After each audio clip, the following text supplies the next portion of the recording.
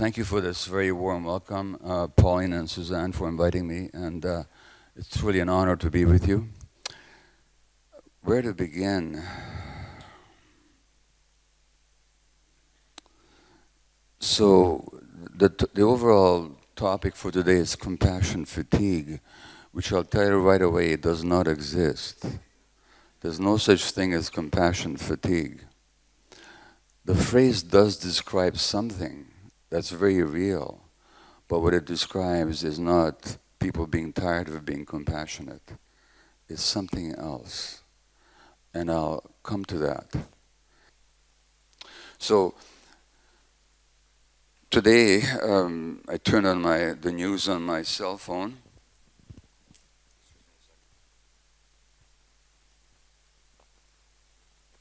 And here's an article from Canada from yesterday. Poisoning, concussions, why student violence on teachers is a growing fear.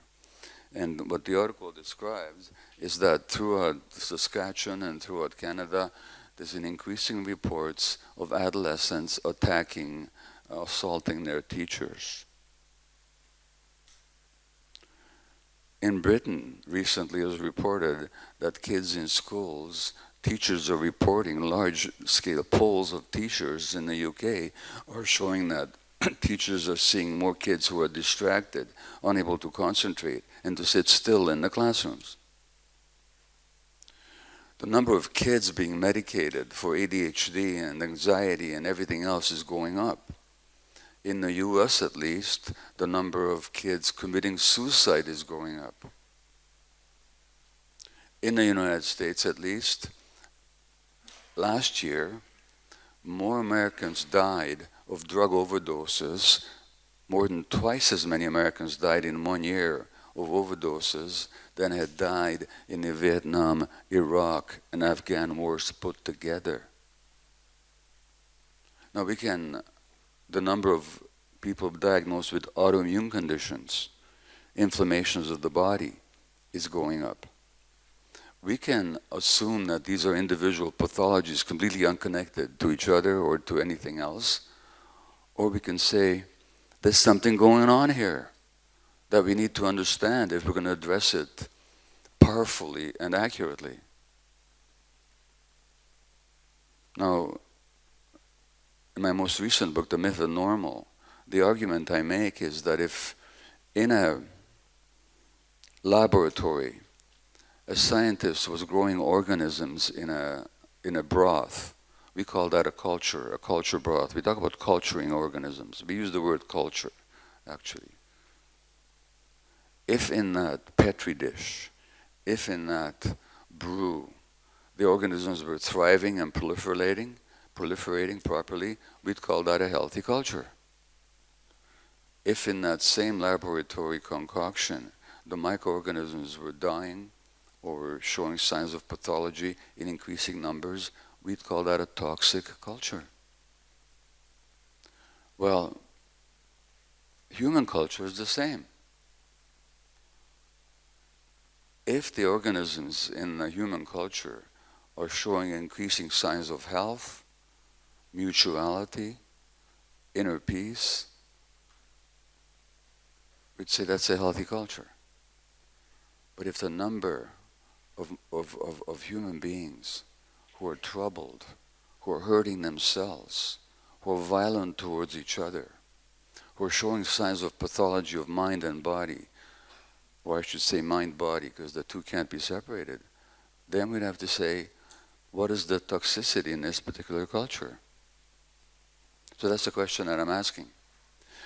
When it comes to compassion fatigue, or what we call compassion fatigue, there are two particular dynamics that we have to look at. One is the nature of the work. What is fatigue, by the way? Fatigue happens when we work too hard. What is work? Work, one way to understand what work is its energy expended against resistance. So if I push my hand through the air like that, that takes very little work. But if I'm pushing my hand against the wall, and there's a lot of resistance, I get fatigued very, very quickly. So part of what we call compassion fatigue is energy expended against resistance. And I'll talk about what that resistance is. So one aspect of what we call compassion fatigue is the nature of the work. The other aspect, of course, is not just the nature of the work, but our relationship to the work. So I'll be talking about two aspects today. One is the nature of the work that you're doing, all of you, whether you're in justice field or education, or you're a therapist, or medical work, whatever, childcare work, the nature of the work itself, and the resistances that you're facing. And then the second aspect is your internal relationship to all that. Because we can relate to whatever is happening, either consciously or unconsciously. And the more conscious our response is, the more effective it is, and the more sparing of our own energies. The more unconscious our response is, the more likely we are to get burnt out. So I'll be talking about both aspects. But as I stretched my hand here, I noticed, I was reminded of what I'm wearing here. Let me make a peripheral comment, but it's related. It's related. I think Suzanne was talking about the response to refugees and how defensive the European countries, including the UK, is becoming around the issue of refugees. Well, we can understand that a refugee problem is coming from the outside as a threat to us, or we can put it into historical context, into the context of relationship, including what is the relationship of our particular societies to those refugees that are coming to our shores now. You don't have to agree with me on this one, but I just can't let this one go. And the reason I can't let it go, because I'm so close to it myself. For one thing, I was a refugee myself coming to Canada in 1956 after the Hungarian Revolution. For another, 3 weeks ago, I was up in a place called Haida Gwaii. That's where I got this bracelet. This bracelet was given to me as a gift by the people of Haida Gwaii. And I'll tell you why. In the museum here in Glasgow, when my wife Ray and I, who incidentally will be joining me on stage later this afternoon to tell you what's really going on.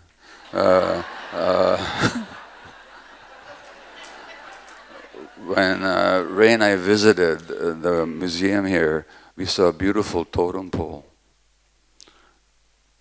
from Haida Gwaii, which are islands in northern British Columbia.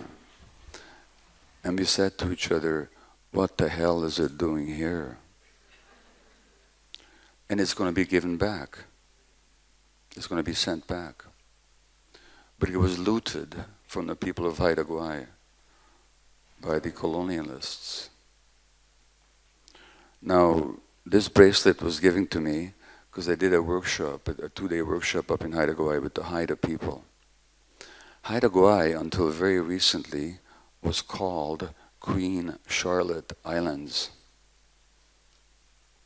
Now raise your hand if you know who the heck Queen Charlotte was, would you? Anybody? One person. Fantastic.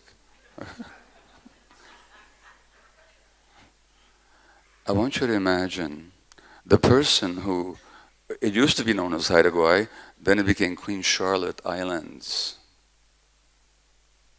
So all of a sudden the people of the land who lived there for 13,000 years, all of a sudden we're living in a place called Queen Charlotte Islands.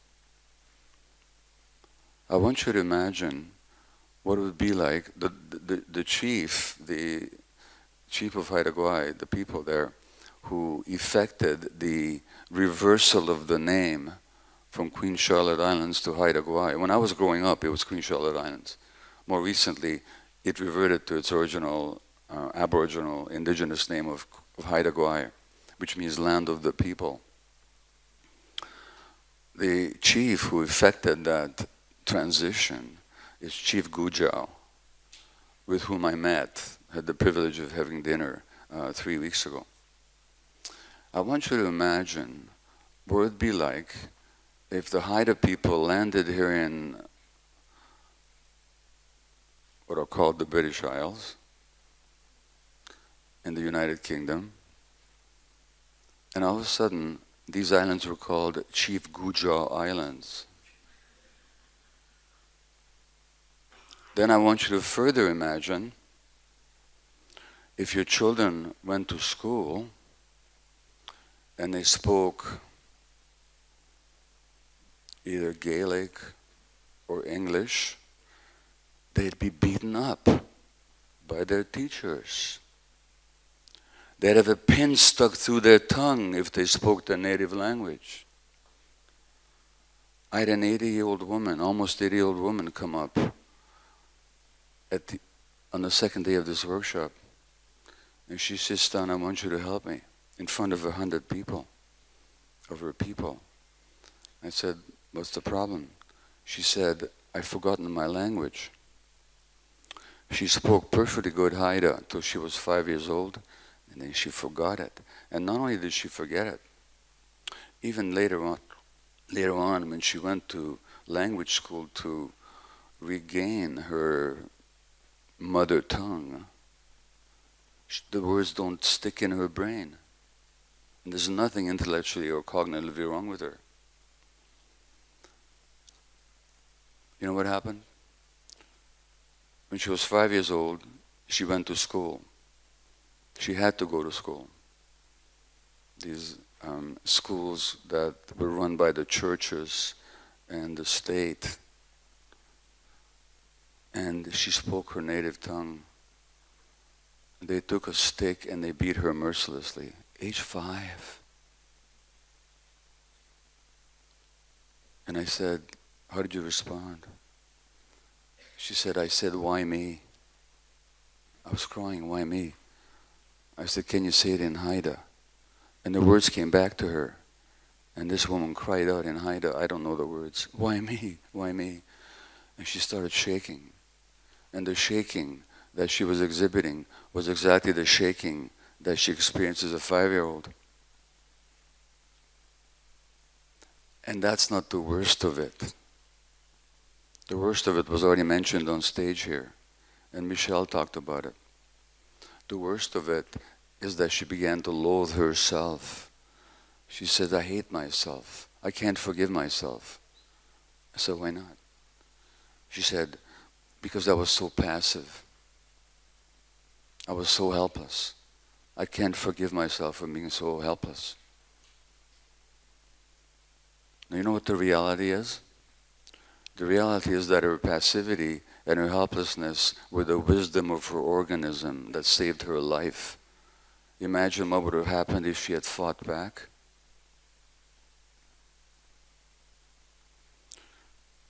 She lightened up considerably, and I said, look, go back to class. I think you'll learn now.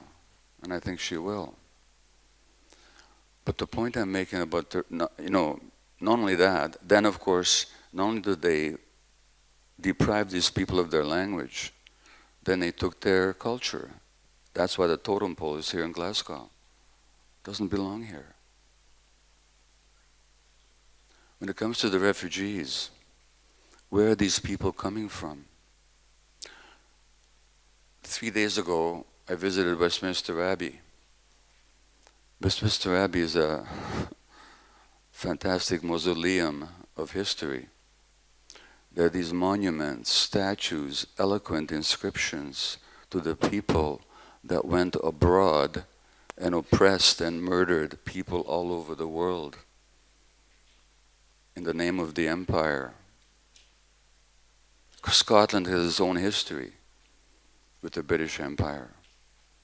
It's got its own history both as a subject territory that at times fought very bravely against being suppressed and subjugated, and at times as partners in the colonial enterprise overseas. Both aspects are present here in Scotland, as you know. These refugees, where are they coming from? They're coming from places where climate change has created starvation.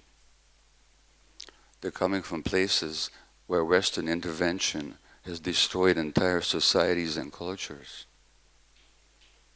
They're coming from places where during the Iraq War, 500,000 civilians were killed over a lie of weapons of mass destruction.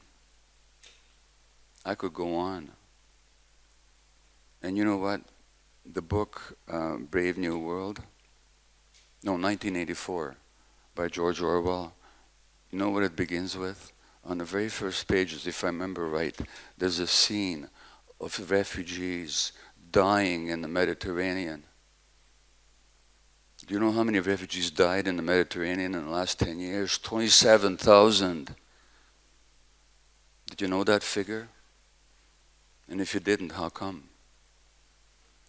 Because this society denies what it has done around the world, what it has done to the Haida people. And the Haida people are now having to collect the bones of their ancestors from museums around the world where they were taken as archaeological specimens. And to the Haida people, there's no distinction between the present and the past. The ancestors are with them. And now they're trying to repatriate their ancestors and finding out which families did they belong to, and with what honors and under what signs and with what rituals they should be reburied in their homeland. What I'm saying is, I'm not saying this to blame anybody or to blame anything, but to say it's all interconnected. So these refugees, it's not just a random event, it's an outcome of a relationship. The whole world is interrelated. And we need to look at our role in that, either as recipients or actors in the universal human drama. Now, as I said, there are two ways of understanding things. One is that individualistic view, whether it's biologically or psychology-based, or the view that it's all interrelated. Now, the idea that things are interconnected is not new. In fact, it's ancient wisdom. But let me tell you something about Scotland. So when I was researching the book, The Myth of Normal, I was looking at the impact of certain social factors on individual health. Now, unemployment causes, the anxiety of unemployment causes inflammation in the body, measurable inflammation in the body. And there was a British study, a UK study, that showed that unemployed people had higher levels of inflammation in their bodies and hence were at higher risk for illness. Now, unemployment is not an individual attribute. It's the function of social conditions in a particular kind of economic structure. So the more unemployment, which is a social factor, the more inflammation in the body, which is an individual biological factor. Are the two unrelated, or is it part of the same process? So I mentioned this British study. Unemployment, it was in Scotland, that part of the UK, where unemployment was most endemic and chronic, where the population showed the highest levels of inflammation. That's how connected everything is. This is a recent study within the last decade or two. So, interconnectivity. So the Buddha talked about what he called the interdependent co-arising of phenomena. This is 2,500 years ago. And he said, contemplate the nature of interconnected co-arising during every moment. So whatever you, always be aware of the interconnection. And the Buddha's teacher, Thich Nhat Hanh, said, it's not that we are, he said, we inter-are. We inter-are. Which has been proven by modern science, as I'll be showing you. And the Buddha continued, he said, when you look at a leaf or a raindrop, meditate on all the conditions, near and distant, that have contributed to the presence of that leaf or raindrop. Think of that leaf. You can see it as an individual, separate object, or you can see it as a manifestation of the universe, which actually it is, because the leaf contains the sunshine, doesn't it? Photosynthesis would not happen without photon rays from the sun. The leaf would not exist without the sky, the water that falls from the sky, the minerals from the earth. And the leaf might even be affected by human and animal activity. So that leaf contains the whole world, properly seen. But in the West, we don't see properly. We make everything individualistic. He said, the birth and death of any phenomena are connected to the birth and death of all other phenomena. The one contains the many, and the many contains the one. Without the one, there cannot be the many, and without the many, there could not be the one. That's what the Buddha said 2,600 years ago now. More recently, an American writer, Susan Griffin, said it this way: because we think in a fragmentary way, we see fragments. So what we see isn't just a function of what's out there. What we see is also a function of how we're seeing. And we now know that the phenomenon observed has a lot to do with who's doing the observing and with what perspective. She writes, the story of one life cannot be told separately from the story of other lives. Who are we? The question is not simple. What we call the self is part of a larger matrix of relationships and society. Had we been born to a different family, in a different time, to a different world, we would not be the same. All the lives that surround us are in us, she writes, which is just how she is, which is just how it is. Now to go back to Thich Nhat Hanh, and to go back to this really sad incident with that sycamore tree, let's see what Thich Nhat Hanh says about such things. And he died almost 2 years ago now, one of the great lights in the world. And he said, when you see a child who is well behaved, we may understand that the source and reason for his good behavior is the ground that nurtured him in his community and his family. It is even more important to see the independently co-arising nature of a child who is cruel. Just as with good behavior, the reasons for the child's cruelty can be found in his family, society, school, friends, and ancestors. If we do not shine the light of interdependent co-arising on the child's character, we get angry or afraid and we blame him. We must do our best to understand his interdependent self-nature in order to understand him, accept and love him, and help him transform. And later on, I'm going to show you a very brief video of a murderer in a Texas prison on death row.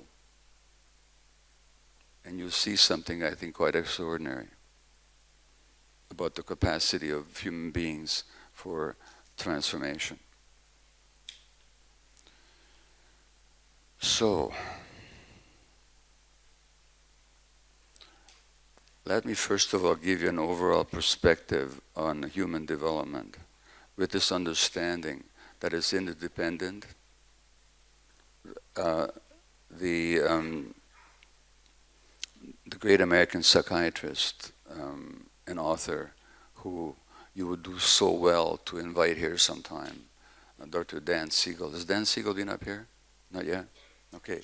Dan talks about the what he calls interpersonal neurobiology.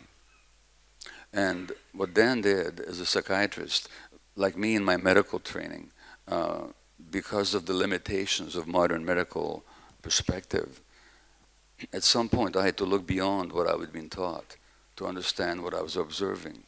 And I'll say more about that later.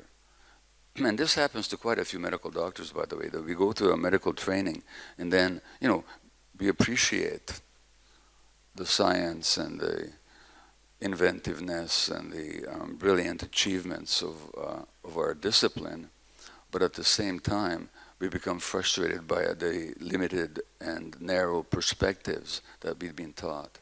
So we start looking beyond it. And that's what happened to me. And that's why I'm standing in front of you now. It happened also to Dan. And then as a psychiatrist, realized that they're dealing with the mind all the time, but there wasn't even a common definition of what the mind even is. So he brought together archaeologists and psychologists and psychiatrists and neuroscientists and historians and sociologists and, did I say psychologists, people from all different disciplines, even quantum physicists, I think, they're trying to understand the mind. And they came to the understanding that the human mind isn't a separate entity, that the individual human mind is actually a manifestation of an interconnected process, and that human minds and human brains affect each other. So right now, whatever state your mind is in, and you just might want to take a notice of it, what state is your mind in? Is it calm? Is it open? Are you upset by some of the things I've said? Are you in agreement? That's a manifestation of the interactivity of my particular mind with your particular mind at this particular moment. And my mind is certainly affected by the fact that there's hundreds of people looking at me wondering what the heck am I going to say next. So it's also all interconnected. So he talks about interpersonal neurobiology, which led me to take that one step further, because I'm not a psychiatrist. In fact, you know what?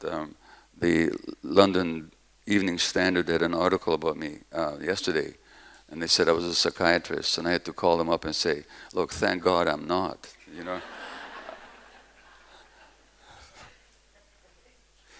No knock on individual psychiatrists, many of them who do heroic work with deep understanding, but as a discipline, oh boy, they just don't get it. And I don't mean because of individual failure, but because they function, as all medicine functions, within a certain ideology. I mean, think of the medical disciplines as scientific disciplines, and of course they do absorb and beautifully utilize a lot of science, but it's also an ideology. An ideology, by definition, is a certain point of view, a certain way of looking at it, things, which includes some things but excludes others. And psychiatry and modern medicine are ideologies as much as they are sciences. An ideology, once you're inside an ideology, you don't realize that you're inside that ideology. You think you're looking at reality, and you're not aware that you're looking at that reality from a certain perspective.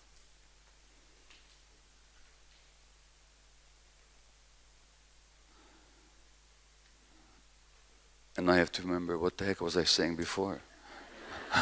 What was I saying before I started ranting up? Sorry? Oh, Dan Siegel, yeah. Oh, yeah. Right, thank you.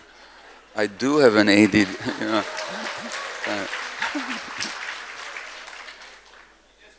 so when Dan talks about interpersonal neurobiology, as a physician, I take that a step further. Interpersonal neurobiology, interpersonal biology. Not only are our brains wired together, our physiology is wired together. That example I gave of inflammation in the Scottish population due to higher levels of unemployment, that's an example of interpersonal biology. That our biology is actually affected by our relationships. So when Suzanne, in her introductory comments, talked about the necessity of relationship in healing, we also have to understand that the problems themselves that relationships can solve were all created in the first place by relationships. So in 1939, at Harvard University, oh, by the way, let me just riff a bit here on Hungarian doctors, okay? I was born in Hungary.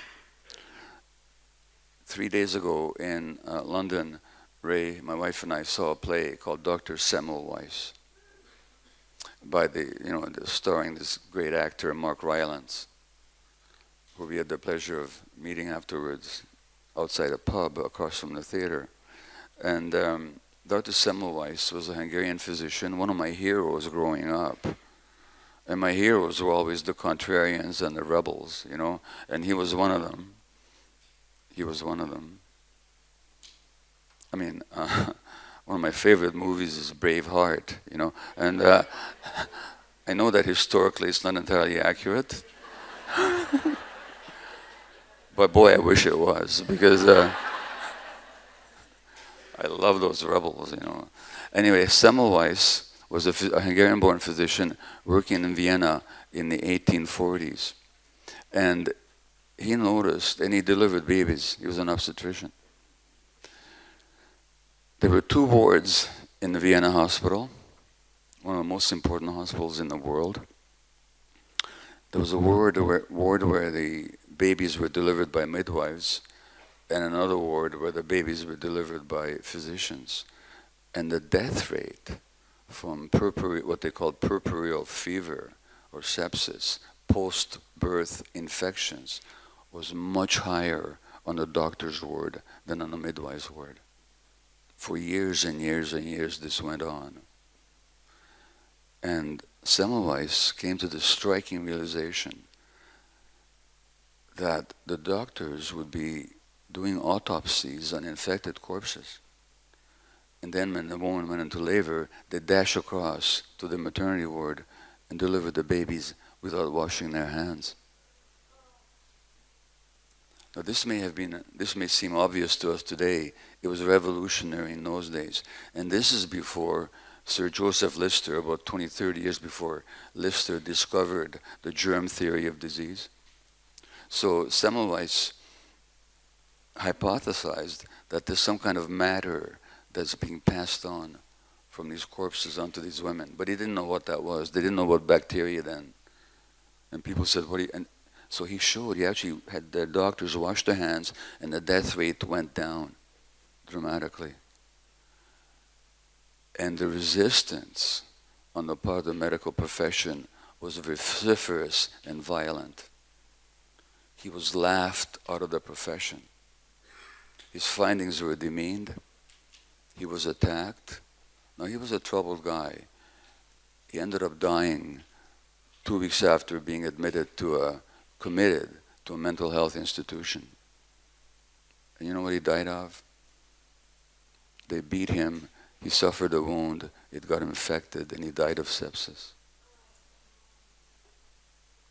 In Budapest, 20 years later, 30 years later, his views were totally validated by science and by experience. And thousands of lives were saved. In Budapest, there's a statue, and I grew up looking at that statue. The reason I mention this is because Part of the problem that you're facing is the resistance to truth. That resistance to truth is not over. It did not end with the experience of Semmelweis and his subsequent vindication. That whenever there are views that arise that threaten the way things are, you're going to get a pushback. So these days, even though, as Michel pointed out, the A studies and their implications have been fully validated by experience and by science, there's tremendous pushback against the very idea that trauma is any kind of a significant force. The average medical, and I'll tell you later what trauma is, the average medical student does not receive a single lecture on trauma. Not a single lecture, almost anywhere in the world. And yet trauma, I'm going to argue, as science shows, is a major factor in mental health conditions and in most chronic physical health conditions as well. But there's tremendous pushback. When I did my interview with Prince Harry back in March, which was quite the experience itself, the London Times, this is beautiful, beautiful language, they called me overbearing, stern, literal merchant of pain. That's who's standing in front of you right now. 3 months later, 3 months ago, 2 or 3 months ago, The Spectator, another British paper, had an article about the cult of trauma. The cult of trauma that has to be ended before it takes over the mental health field. God forbid. Naturally, they mentioned me as one of its most egregious perpetrators. Addiction, according to this article, had nothing to do with pain. So there's tremendous pushback. And you're facing that pushback.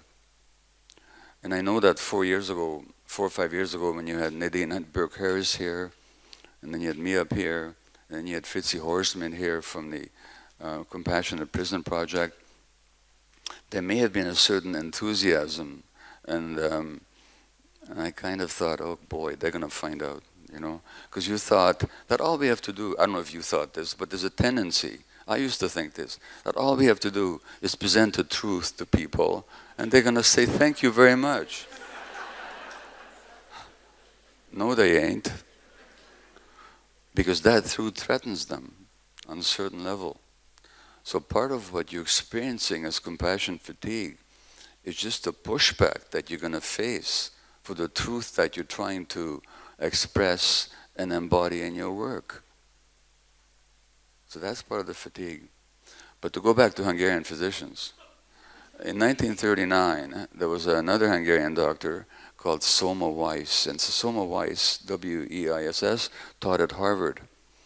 And so honored and revered was he, and is he even now, that to this day, every year, there's a Soma Weiss Research Day at Harvard, where people present new research under the aegis of this commemoration of this highly venerated teacher. And Soma Weiss, in 1939, gave a lecture to the medical school class at Harvard, in which he said that emotional and psychological and social factors are at least as important in the arising of disease as physiological factors, and they must be at least as important in the healing of them. Now when he said this, he didn't have a whole lot of science, but he saw what he saw. Now, somehow I said this at Harvard, every year they honor him with this Soma Weiss Day, and 4 or 5 years ago, I was interviewing a psychiatrist at Harvard, one of Harvard's leading psychiatrists, and he said that to this day, to talk about mind-body medicine at Harvard is to jeopardize your career. And Weiss's article, by the way, was published in the Journal of the American Medical Association in 1940. So 80 years after he said this, his views, he's venerated and his views are totally disregarded. That's the state of the profession. That's what Michelle was talking about in relationship to her own physician. In 1977, there was an American physician and a psychiatrist called George Engel who said that our view of health is really inadequate because we separate the mind from the body. By the way, you know who the first person was to criticize doctors for separating the mind from the body?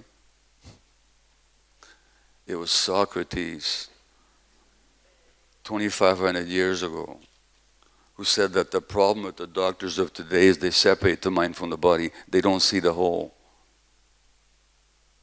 So this is endemic in Western culture.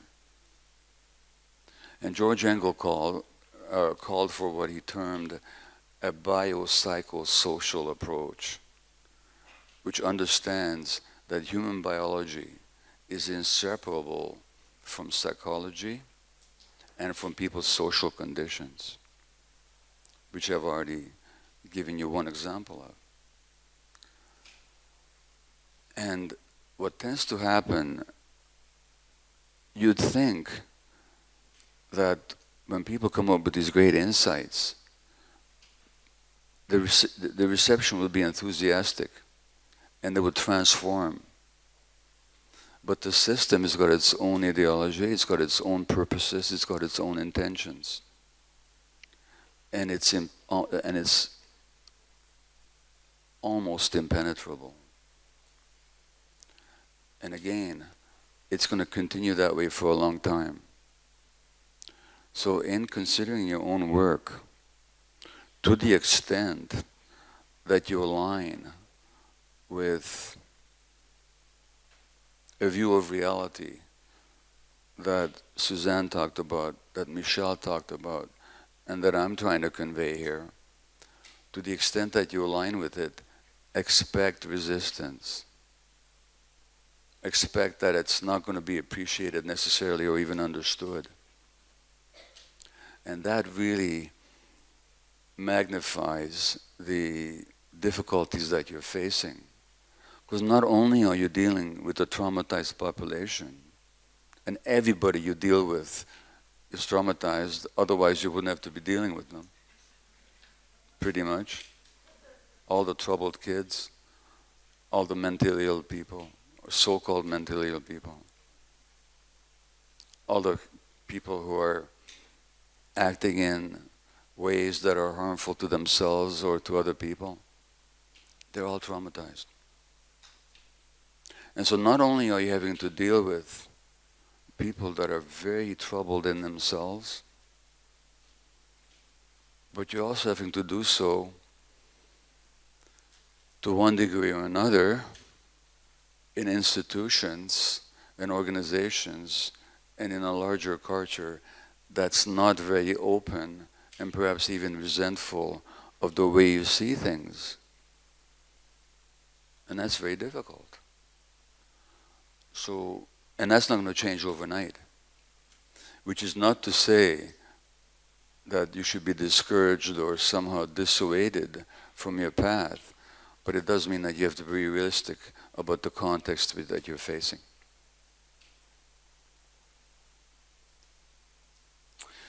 Well, I'll go on and get into some more specifics, but let me just stop here for a moment and see if there's any questions. What I've said so far, and by and large, when I open it up for questions, my request is that you ask me about what I've talked about, not what I haven't talked about yet, okay? Because I'll have plenty more to say as the day goes on. But if there's any questions on what I've said so far, raise your hand, and I believe there are mics that are going to come around to you so you can voice your question. So just take a moment.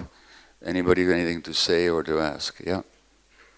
And I am hard of hearing, especially in Scotland. I don't know. Maybe it's the way you people speak. I have no idea. But so please speak slowly and loudly, okay? And okay, there's some hands up. So where are the mics? Yeah, the mics are coming. So raise your hand again. Yeah.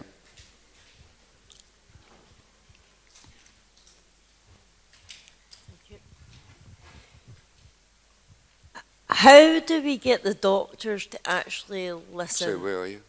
Yeah. Oh, hi. Hi.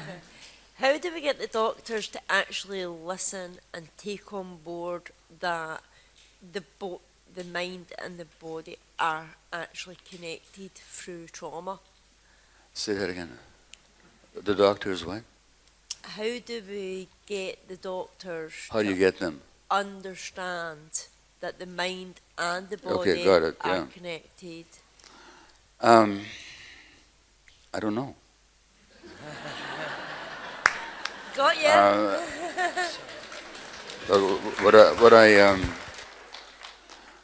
What I do know is that within a profession, among certain individuals and large groups of doctors, there's more and more recognition of this stuff. So there's mainstream medicine, but there's also something called integrative medicine that has been developed that takes this into account much more. But if you're asking about the mainstream, look, what I can tell you is the news is both good and bad. Is that I get invitations to speak all over the world. What I rarely get are invitations to speak to medical doctors. You know, but this year they started coming in for some reason. You know, I'm almost 80 years old and I've finally been discovered. You know. And so I'll be coming back to the UK in March to speak to a group of doctors about mental health and trauma. But, and this is happening increasingly, not just to me, but in general. What I can tell you is that trauma awareness is rising in the population, as we can see by this conference here. But the last bastion of absorbing that awareness is the medical profession. Now, why is that? I'll tell you why. Well, first of all, somebody once said, somebody once asked the question, how do you build a cult? Well, first of all, you separate people from their families, you sleep deprive them, you give them a special jargon that only they can understand, you put them under authoritarian leaders, and you make them feel unique. In other words, you send them to medical school, okay? Now, that's point number one. Point number two, medical school for a lot of participants is highly traumatizing. There's a very interesting study that was done. There's something called telomeres or telomeres. Telomeres are structures of DNA at the end of our chromosomes. And they're like the aglets at the end of my shoelaces, glue to keep the chromosomes from unraveling. And we're born with a certain number of telomeres, certain number of units. And stress and aging shortens the telomeres. And the shorter the telomeres, the more you are prone to illness and to pathology in general, or to death. By the end of our lives, our telomeres are quite short compared to the newborn. They looked at the telomere length of medical residents and how much they shortened within a year or two compared to other people their age. And the telomeres of the medical students frayed more rapidly than those of other people their age. It's a highly stressed profession. It's a highly stressed profession. That's the second point. The third point is who goes into medicine. By the way, not just who goes into medicine, who goes into the helping professions in general. Speaking to all of you here. I tell you why I went into medicine. One, I really wanted to help people, as do all of you. Number two, more selfishly, I want to make a good living and have a secure existence. Those are all legitimate goals, and they're not to be dismissed. But there's a third goal that I had that I wasn't aware of, which is to make myself important. Why did I want to make myself important? Because I didn't value myself. Michelle talked about that. Now, when I mentioned that indigenous woman, the Haida woman, who loathed herself for having been so passive, as was mentioned in the introduction, one of the impacts of trauma is that you lose a sense of your own value. So the more I lack a sense of my own value, the more I want to validate my existence through what I do and who other people and how other people respond to me. A lot of doctors, for all the genuine reasons, humanitarian reasons,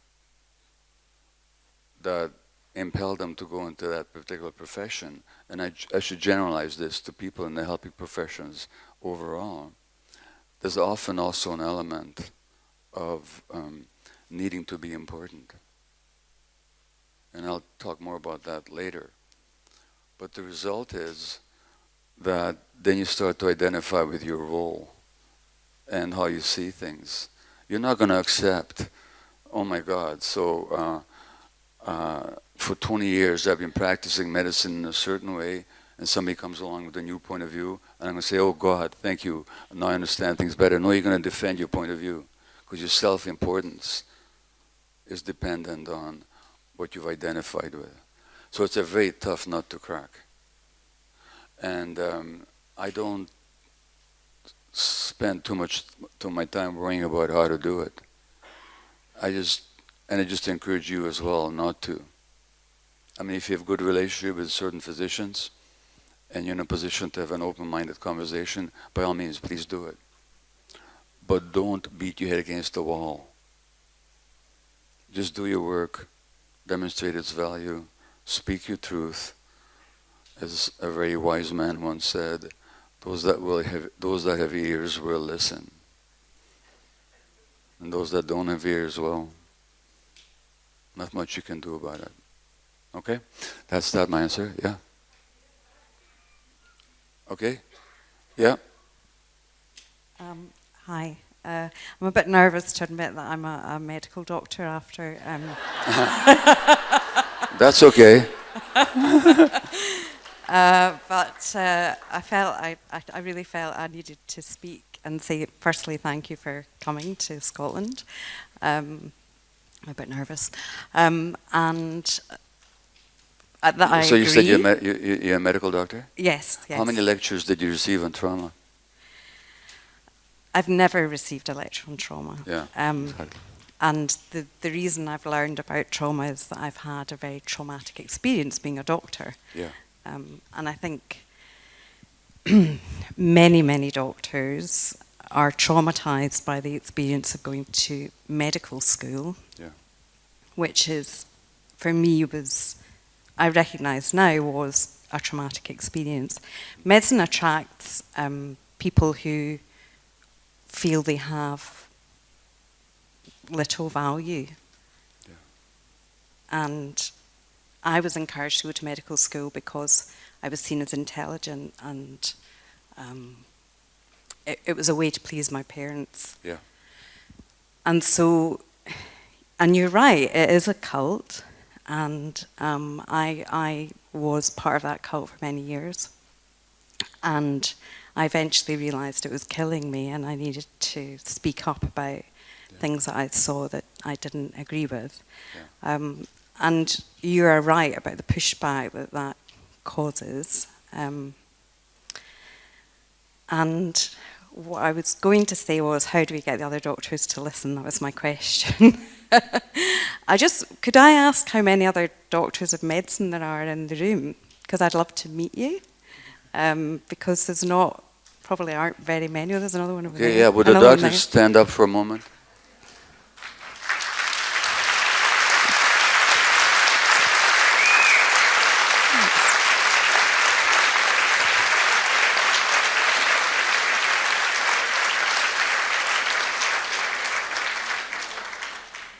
So I wanted you to know that there are doctors that are interested in your work. I'm not a psychiatrist, I'm not in that field, but I have recently asked for trauma-informed care from my medical.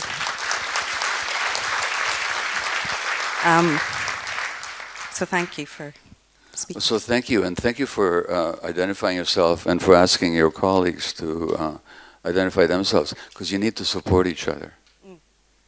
It can be a lonely slog, and so you need to support each other. So the more you can communicate, get to know each other, advocate together, the more powerful your work is going to be. So thank you for that.